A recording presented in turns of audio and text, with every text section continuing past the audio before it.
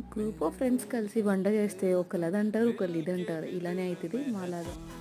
Saturday ఖాళీగా ఉన్నాం గదా! ఏమన్నా కుక్ చేసుకుందామని క్యారెట్స్ ఉంటే క్యారెట్ ఫ్రై చేసుకున్నాము. నాకేమో స్వీట్ తినాలనిపిస్తే పాయసం చేయమన్నాను.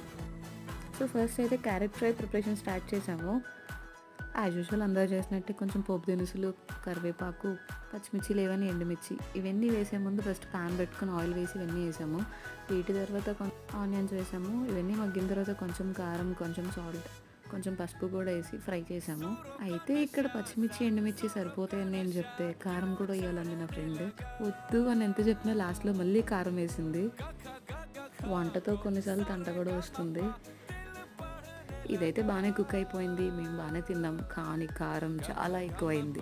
నేను చెప్తూనే ఉన్నా వినలేదు. సో, కారం ఎక్కువైంది. బట్ అలా అయినా వీళ్ళందరూ స్పైస్ తింటారు కాబట్టి బాగానే తిన్నారు.